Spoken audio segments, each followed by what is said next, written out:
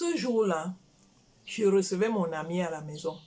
Ça faisait des années qu'on ne s'était pas vu. En fait, elle était allée vivre à l'étranger et là, elle était de passage au pays pour quelques jours. Alors, nous nous sommes entendus pour qu'elle vienne passer un peu de temps avec moi. Bonne nouvelle, nous nous sommes entendus pour qu'elle passe la nuit à la maison. Elle est donc arrivée avec son petit sac. Nous étions tellement contents de nous retrouver. On causait de tout et de rien. Jusqu'à ce qu'on se rende compte que depuis qu'elle est arrivée, j'ai même oublié de l'installer dans sa chambre. Voilà comment nous nous dirigeons ensemble dans la chambre qui avait été préparée pour elle. Et devant la porte, c'est là que je me rends compte que j'ai oublié de prendre la clé qui ouvre cette porte. Alors j'appelle mon fils, mon ado, pour lui demander de m'apporter les clés. Et là, devant mon ami, il me dit qu'il ne vient pas. Que lorsque moi je partais devant la chambre sans prendre les clés, je pensais à quoi? Je me disais que j'allais faire comment? Que je fasse ça maintenant. Lui, il est occupé à autre chose. Il ne peut pas laisser ce qu'il a à faire pour m'apporter les clés. Devant mon ami. Je vous laisse imaginer ma honte. Je vous laisse imaginer ma gêne. Je vous laisse imaginer mon embarras. Devant mon ami que je n'avais pas vu depuis des années. Et il y avait pire. Moi, je sors d'une famille où j'estime être assez bien éduquée et je pense avoir assez bien éduqué mes enfants. Donc, je n'imaginais pas que mon enfant pouvait dire quelque chose comme ça, en plus, devant des étrangers. Est-ce que, comme moi, vous avez déjà souffert des écarts de langage de vos ados? Est-ce que, comme moi, vous avez déjà ressenti l'embarras? Est-ce que, comme moi, vous avez déjà ressenti la honte lorsque vos enfants vous embarrassent autant en public? Lorsque ça vous est arrivé, qu'est-ce que vous avez fait? Vous savez, il y a plusieurs choses qu'on fait souvent.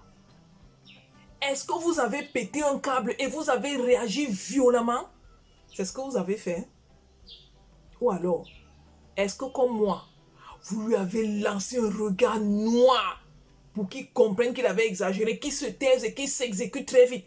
C'est ce que vous avez fait. Ou alors, vous avez fait comme les mamans africaines. Vous savez ce que les mamans africaines font souvent? Elles ramassent un pied de chaussure et elles lui lancent ça violemment au corps. Et lui s'en va en courant. C'est ce que vous auriez fait. Il y a beaucoup d'autres choses que les parents font. Mais souvent, il n'y a pas assez de résultats. De toutes les façons, pour ma part, aucune de ces astuces n'a marché. Je vous ai dit honnêtement, moi j'ai utilisé la deuxième astuce. Je lui ai lancé un regard noir. Mais dans mon cas, ça n'a pas marché.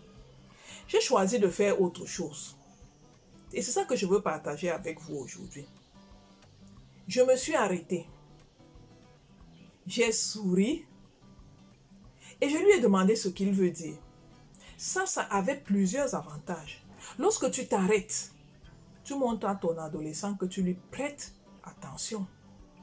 Lorsque tu souris, tu l'obliges à changer d'émotion.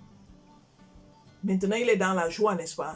Il n'est plus dans cette colère, dans cette violence, cette agressivité. Votre sourire l'oblige à changer d'émotion. Et lorsque tu lui demandes, qu'est-ce que tu veux donc dire par là? Vous l'obligez à reformuler. Et le ton que vous utilisez l'amène à reformuler dans un langage non violent. Est-ce que tu comprends un peu ça? La deuxième chose que tu peux faire, et c'est ce que moi j'ai fait, c'est que j'ai fait une pause. Je lui ai dit, ok, j'ai compris ce que tu as dit, on va en reparler une autre fois. Et je suis moi-même allée prendre les clés. Sauf que cette autre fois n'a pas tardé.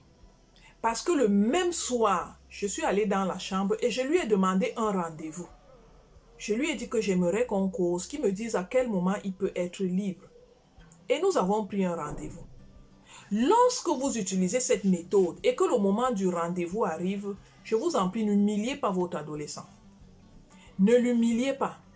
Ce que moi j'ai fait, c'est que j'ai choisi un moment où nous allons être seuls, lui et moi. J'ai choisi un moment calme.